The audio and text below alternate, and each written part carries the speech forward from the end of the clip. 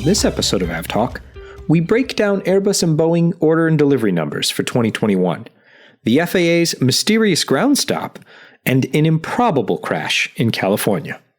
Hello and welcome to episode 146 of AvTalk. I am Ian Petchnick, here as always with Jason Rabinowitz. Hello, Ian. What's going on? Hello, Jason. You know, things are happening. We're back in school after a small hiatus, thanks to teachers and districts not agreeing on things. But the kids are back in school, which is why the recording is quieter than usual this week. But other than that, things are going well, and let's hope they stay that way. How are you, sir? Great. I have no issues of that sort, so everything else pales in comparison. The cat's in school. Everything's going well with that. It's getting good marks. Yeah, she disappears between 9 a.m. and 5 p.m. and then reemerges when I'm done with work. I mean, that's not bad cat work if you can get it. No, she is a good gig. In general, yeah. Let's see. What do we got? This week's show is a hodgepodge of stuff. We don't have any head-scratching interviews this week. I think we used up our quota for a couple of weeks on John last week because, you know, just the more we talked, and we had John and we're like, well, let's figure out what's going on. Maybe he knows. And no, it's just more questions upon questions upon questions. And a week later, we're kind of where we were last week, where we don't really know much. We don't even know who, if anyone, is actually investigating what happened. Yeah, which it sure seems like nothing's happening.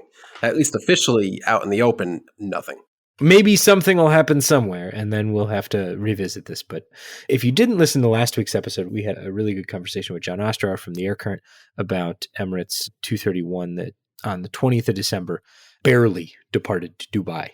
So it was a very, very interesting incident and one that you can revisit in last week's episode. But let us begin this episode recapping last year's orders and deliveries from the commercial airline duopoly that is Airbus and Boeing. On balance, a much better year than 2020, though I fail to see how it could have been worse than it was in 2020. I mean, looking at numbers in the 100% increase range for certain aircraft categories, just because of everything that happened, especially Boeing coming back and restarting deliveries of the 737 MAX, which really saved their numbers. But let's start with, do you want to start with orders or deliveries, Jason? Let's go with deliveries. That's what really counts right now. Deliveries. All right. So starting with Boeing on the delivery front, just because that's what I wrote down first, 340 deliveries in 2021. A majority of those on the single aisle side, obviously. 245 MAX went home with their customers. 7 747-8s. 6 of those went to UPS. 19 767-300 freighters, and a bulk of those going to FedEx. 1 777-200 LR passenger aircraft, the last that Boeing will ever deliver, that went to Turkmenistan Airlines. 7 777-300 ERs, 16 777 freighters, 2 7878-8s, and 12 787-9s. They also delivered Boeing and Airbus both account commercial airframes that then get turned into military aircraft as part of their deliveries. So 13 767 tankers. Those are split between those going to the Japan Air Self-Defense Force and the United States Air Force and the Italian government. And then 16 P-8s, which is the 737-800-ish, based on the 737-800 airframe and then heavily modified replacements for the P-3 Sub-Hunters. So those went to the U.S. Air Force, the Norwegian Air Force, and the Royal Air Force in the UK. So that is the Boeing side. So some interesting numbers coming out from Boeing. And unfortunately, Boeing doesn't break down the max counts between the 8, 9. I suppose Ryanair would be easy because they're all 8-200s. But I wish they would have broken that down, and I didn't have time to do all of that myself today. Yeah. And speaking of breakdowns, last week's guest, John Ostrower of the Air Current, put together a really nice, fascinating looking couple of, I don't know what you call these charts, circular addition charts? I don't know what you call them. Like he's taken different rings, and the most inner ring is Boeing, and then outside from that is the family type, and then outside from that is the specific type, and then outside from that on the outermost ring is the actual customer, be it the airline or the leasing company. And what stands out to me is that Ryanair takes an outsized number of Boeing aircraft compared to when you look at the Airbus chart, there are a ton of smaller carriers taking a small number of aircraft. There really isn't anyone close to what Ryanair is doing in terms of sheer number of aircraft taken. Yeah, I think that's interesting. And it's always, I don't say always, but that's an interesting observation because Boeing's customer base is often very, very loyal. But the airlines that account for huge orders, or there are a few airlines that account for huge orders more often than not.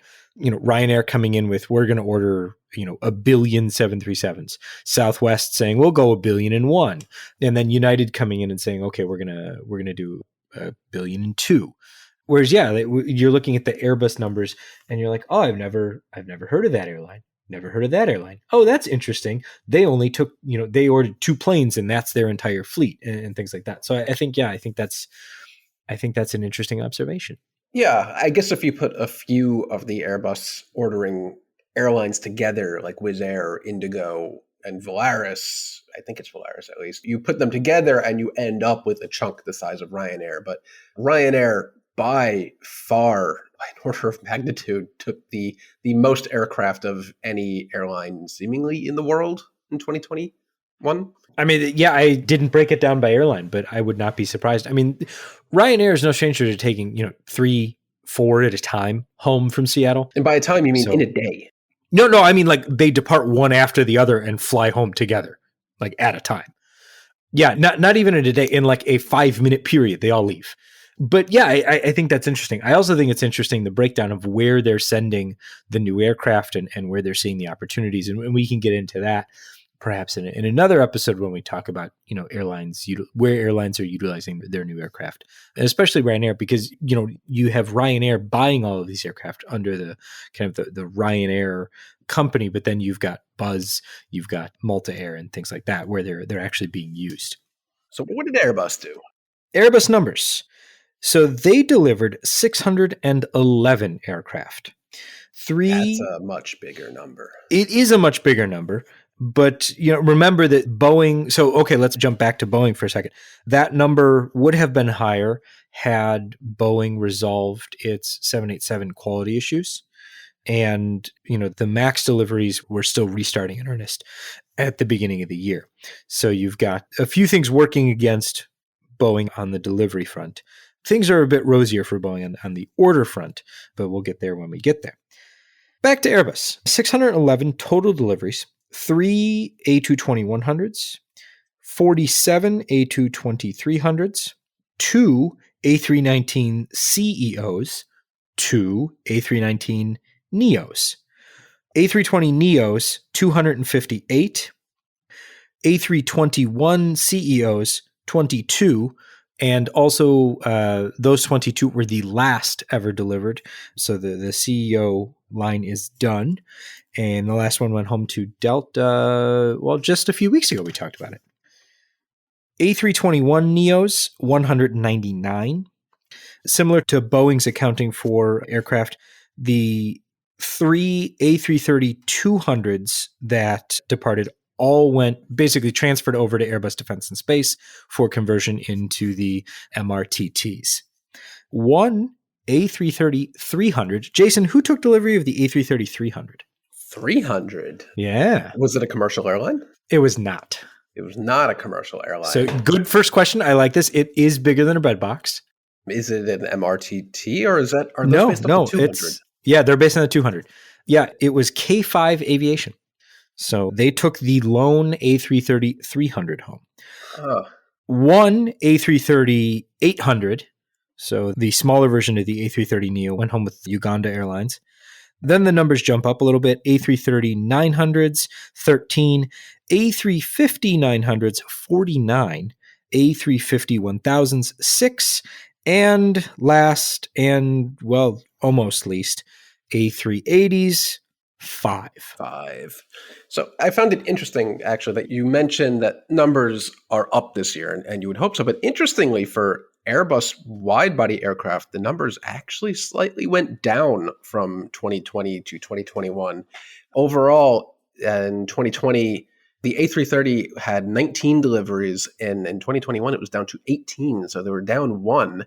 For the A350, it was 59 versus 55 last year. So they actually delivered fewer wide-body aircraft overall in the A330 and A350 family in 21 versus 20, which I thought was interesting. It's margin of error kind of thing, but it did not shoot up like we saw on the narrow-body side. Right. But I mean, splitting the narrow bodies out from the wide bodies, you look at it and go, oh, wow, that's a lot of aircraft. And what's interesting to me is that huge ramp up in the A321 family, or the A321neo. I guess A321 family because you've got the A321neo, the A321LR, and then they're going to add the XLR eventually. And just see that big ramp up in orders and deliveries for the A321neo. And we'll get to that. Well, let's do the orders right now. Let's stick with Airbus because we can keep talking about that. I will do you want to do gross and net, or do you just want to do net? Let's just do net. Just do net. Okay. That's what matters. There you go. 771 orders. We've got 725 from the single aisle family, and then the balance among the A330s and the A350s. A220-100s, 4. Nobody really wants that small A220. No, a little too small. I'll take one. Can you get me one? I cannot. Okay. I tried. A220-300, 34. A319 Neo 2. A320 CEO, -7. A320 Neo. We're going to do gross and net here because the gross is interesting. The net is even more so. There were 78 new orders for the A220 Neo in 2021. They lost 162 orders. That was the big loss category for Airbus, and they ended up with -84 on the year. And then the big number that I was talking about, A321 Neo new orders, 581, and they only saw 55 cancellations. So total of 526 net. But I mean, that's really, I mean, the A321, I feel like just a few years ago, we were kind of really bemoaning the A321 because it lacked a lot of the performance capabilities that would have made it a good plane. And then all of a sudden, here comes the A321neo, and everyone's like, well, yeah, okay, now I would like one. Yeah, or maybe airlines just got tired of waiting for Boeing to do something to counter it and just said, well, they're not doing anything, so got to order something. 3 A330 regular old A330s. A330 regular. 330-800s, 5. 330-900s, 22. A350 freighters, 11. A350-900s, 5 net. And then A350-1000s, -4. So the long and the short of it is that the short of it is longer than the long of it. Yeah, and the backlog for Airbus actually reduced quite a bit 2020 to 2021. It went from 7,184 to 7,082. So the backlog, even with all these new orders from this year or from last year, actually reduced by just over 100 aircraft. Yeah, I mean, that big chunk of A320 cancellations, I think, really hits there. Yeah, I don't feel all that bad. They still have a backlog of 7,000 aircraft. I mean, everyone's going to be okay. Boeing orders 909 for Boeing this year. Basically, everyone wants a MAX, and then there's some filtering out in the wide body segment. 749 MAX orders. Wow. 5 747-8 orders. The 767 freighter remains very strong with 38 orders.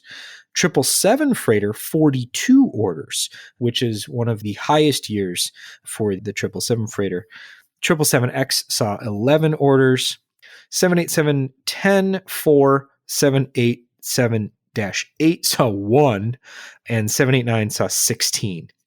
The 767 line and the 737 line will also produce eventually 16 P8s and 27 767 tankers based on the orders from this year. So that we'll include those just because they're built on the same lines. Yeah. So while Airbus demolished Boeing in deliveries this past year, orders are well seemingly in Boeing's favor by hundreds. Yeah. I mean, just 400-ish. a lot of big MAX orders.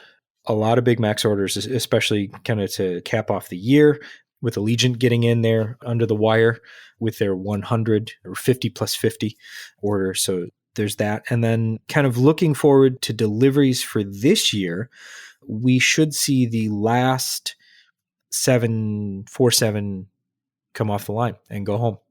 That's going to be this year. And that should be UPS, right? I think either UPS or Atlas will actually get the last one, depending on which order they're delivered in. But yeah, I hesitate to say something to look forward to.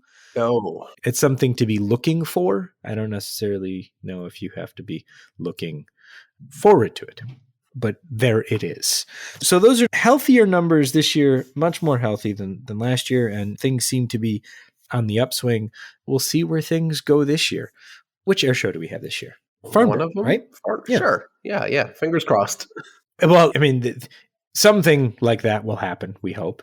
So we'll see if that gives us a chance to talk about some big orders. But in the meantime, that's where things stand. Let's turn our attention to something that happened the other day that I don't think anyone really understands officially, but unofficially sounds like a oops. Maybe. So at about 2:30 in the afternoon on the West Coast, air traffic controllers at the beginning of the week ground stopped traffic and requested some aircraft to land. This wasn't just a not letting new aircraft depart. This was, we're not letting aircraft depart and we're requesting some aircraft land. Yeah, the former is pretty routine for a whole host of reasons, but the latter of actually requesting, or not requesting, but requiring that aircraft already in the air land, that probably hasn't happened since 9/11 on a wide scale. Yeah, at least on a scale this large. I mean, it was just very, very strange to hear. This kind of didn't pick up until the following morning when people started asking some questions, and the FAA was kind of quiet about it, I guess, at first, and didn't really say much of anything. And then they finally issued a statement that said, Nothing. Yeah, well, we have policies and procedures in place for these things, and we're reviewing these policies and procedures. Context here is that at roughly the same time as the FAA put this ground stop into place, the North Koreans had launched a missile projectile of some kind. And at about the same time, the FAA issued this ground stop. NORAD says, we didn't tell anybody to do anything. We didn't say that this should happen. So the FAA did this kind of on its own. Unclear still why the FAA felt this was necessary, whether this was some sort of accidental issuance of an emergency ground stop, whether it was being very proactive, I guess, or, I think one person described it as hypervigilance or hyper-cautiousness. In any case, a very interesting situation and one that left a lot of us scratching our heads. So if you're listening and have any idea what precipitated this or what's going on or have any information here, podcast@fr24.com. We would love to know what you know if you know something. Yeah, a lot of people passing off speculation and guesses as fact. Yes, these two events did happen at approximately the same-ish time, but there is, as far as I know, no official linkage of one event with the other. So people really need to stop saying that that was an absolute fact, that one thing caused the other. If anything, I would have expected the FAA to do this kind of thing in Hawaii, which makes more sense than the entire West Coast. I haven't heard of anything like this happening in Hawaii at the same time. So it just strikes me as quite odd, but we talked about this earlier before we were recording, that we are reviewing the process around this kind of does make it seem like somebody hit the wrong button.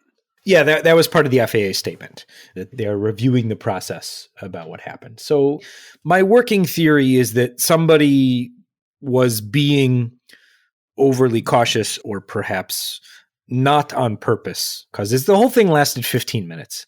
It was basically over before it started. And I think the aircraft that were required to land were very few. So that's, something to keep in mind as well. And there were apologies issued for the inconvenience to flight traffic. Let's move on to something that the chances of happening are low, infinitesimally small, that I cannot believe it happened. An aircraft departing a California airport took off, crashed, came to rest on a railroad crossing. The police are called. They arrive. A train is coming. They pull the pilot out of the aircraft seconds before the train collides with the aircraft, smashing it into tiny pieces. Tiny, tiny pieces. What? I mean, especially it being in the LA area, like there are not many high-speed trains, maybe not high speed, but trains moving at significant speed in LA.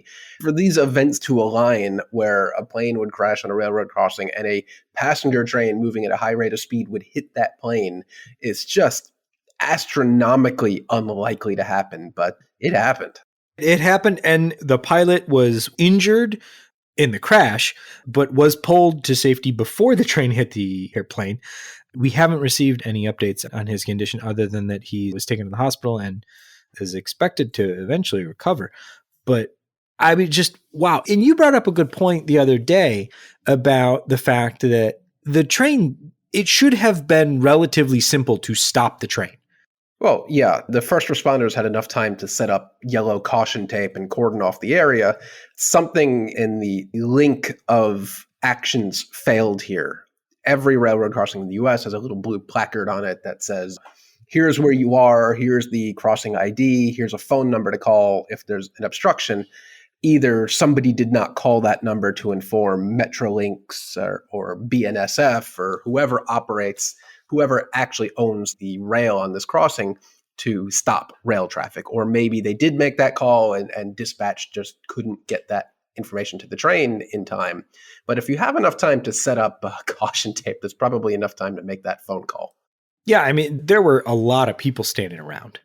Lots of police officers, people filming, that had stopped to see what was going on.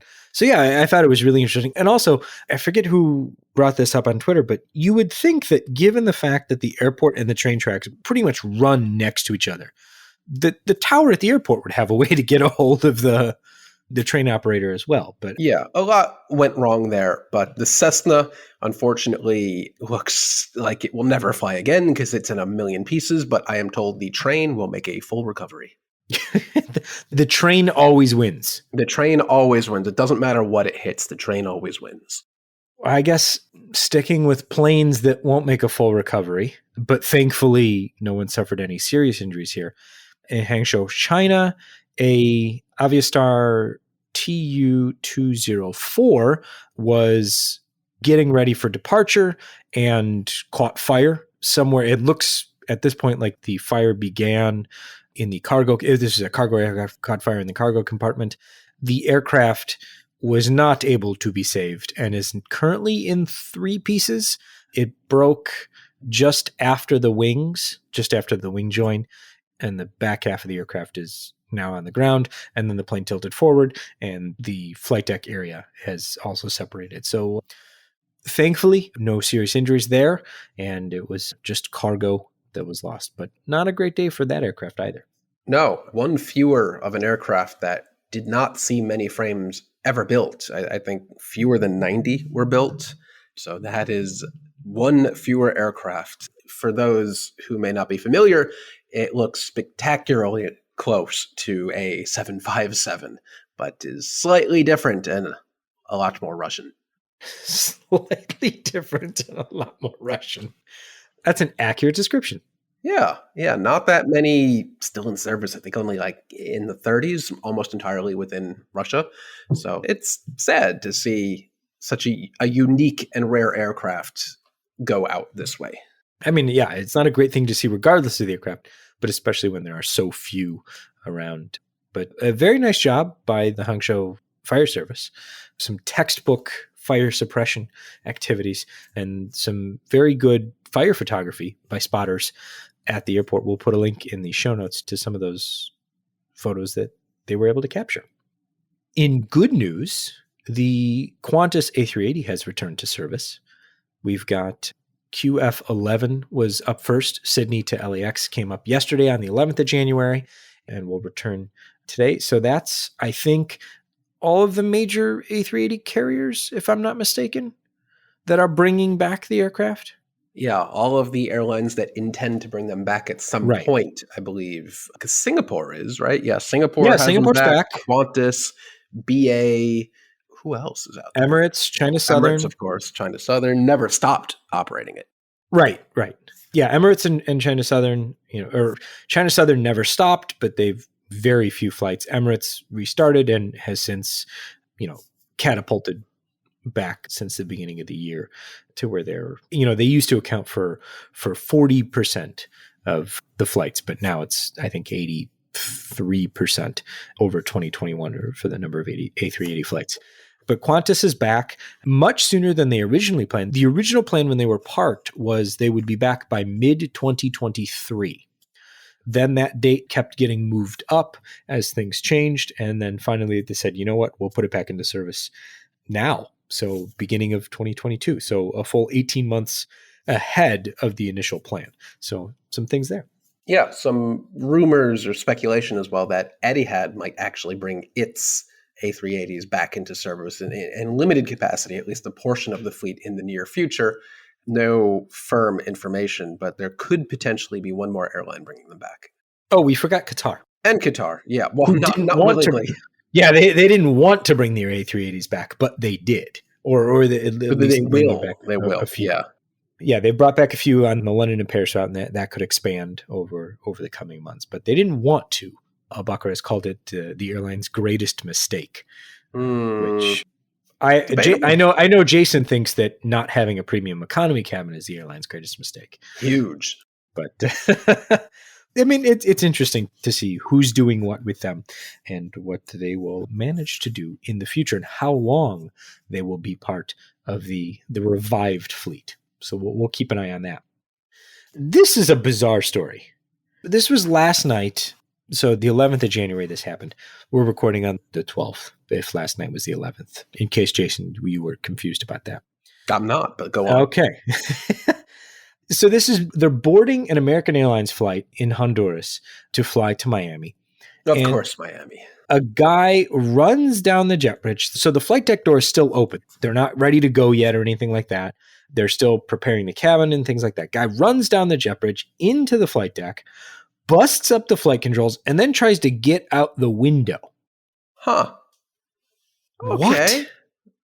What? We'll never know what happened, but clearly some sort of mental illness here, I would assume. But I don't want to presume much of anything except to say that this is just a bizarre incident. Yeah, but as was pointed out to me on Twitter earlier today, the chain of events leading up to this is kind of funny. That this person bought a ticket, they safely got to the airport, they went through security, they waited in the airport hold room for the flight to board, they dealt with boarding, they scanned their boarding pass, they went down the jet bridge, and then and only then did they decide to freak out. A lot of process to go to. I mean, I've been on a jet bridge before. I can kind of understand. Who among us during boarding, not boarding in Europe hasn't wanted to go a little crazy? We're going to board the aircraft and then have you stand on the jet bridge for an hour. It may or may not be wet and cold. Good luck. Mm-hmm. Yeah, I'm not sure about that one. And then another thing that is just bizarre to me is what happened with the Sunwing flight, where a bunch of Canadian influencers, I'm using influencers in scare quotes, decided to have a big party on the plane.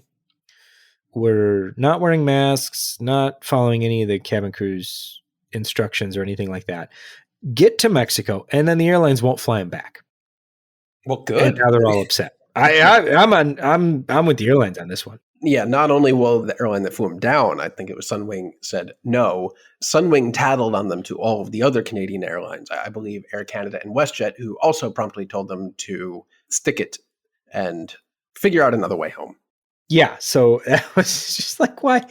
What part of anything makes I don't understand. But that the whole happened, thing is great. and Like there it is. all these people went down. Apparently, they were booked through a promoter of some sort, so they didn't even book their own flights. It has shades of Fire Festival a little bit, Shades of Fire and then Festival. they just kind of got abandoned there. And this person Oh. who booked them apparently has a past history of doing shady things, and as shady people do, abandon them, and now they have to figure out how to get their own way home when they didn't pay to go down there in the first place, and now they have to pay for their accommodations, their food, transportation, and somehow have to figure out a walk-up ticket home when multiple airlines have blacklisted them. So behave yourself on board, don't be stupid, and this won't happen to you.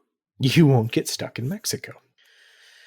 Let's close the show with some upcoming good news. The 737 MAX has flown in China with Chinese Civil Aviation Administration personnel on board. A Hainan Airlines 737 MAX performed a flight on the 9th of January. So this sounds like we're moving in the right direction towards getting commercial service restarted. So hopefully that occurs with other airlines, if that is something that the authorities are looking to do, is with an onboard proving flight. And then that'll get the aircraft back into service. And it'll be interesting to see how quickly Boeing can start delivering 737 MAX back to Chinese airlines. Yeah, one step closer. And once Boeing does start delivering those aircraft, it's going to be kind of like the Ryanair Congo line, where they just have hundreds of these things waiting in different airports around the West Coast, waiting and have been waiting for years to get out. And that'll be a huge, huge relief when that happens, leaving, I know we've talked about this before, but leaving only Russia as the last major country to really not even mention the situation recently. Yeah, I don't think that it's on the top of their to-do list. But the MC-21 got certified at the end of last year, so maybe it'll move up their to-do list. Sure. But yeah, and we'll see if they say anything at all, because so far they just haven't. This has been a fast-moving and wide-ranging episode 146 of AvTalk. We've got some great stuff coming up in the next couple of weeks. We're going to talk with Lawrence Hembrook, who is a product owner at Flight Radar 24. And Lawrence holds the keys to everything that we are working on in the upcoming year. So we're going to chat with him about what we can expect to see by way of improvements in that. And we've also got some other stuff that we're cooking up that I guess really all depends on travel schedules and who's traveling and if we can travel and how everyone's doing. So hope for a, I guess, better pandemic situation. I don't even know what to call it at this point as things improve so that we can get out there and do more stuff. But until next week, I am Ian Petchnick here as always with Jason Rabinowitz. Thanks for listening.